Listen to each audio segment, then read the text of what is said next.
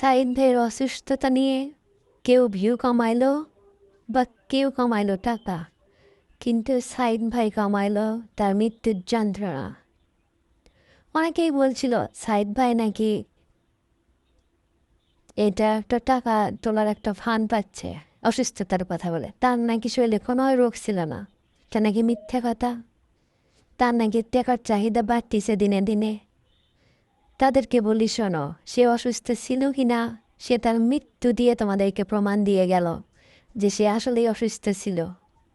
তোমাদের লজ্জা হওয়া উচিত।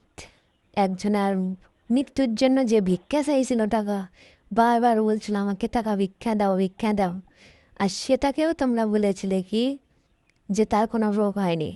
একটু বাঁচার জন্য কত আকুতি মিনতি না করলো সে তার সন্তানের জন্য।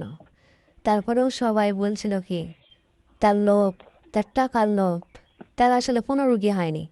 এতটুকু প্রমাণ যথেষ্ট তোমাদের জন্য যে তার মৃত্যু হয়েছে, তার আসলেই রোগ ছিল, মরণবেদী রোগ ছিল।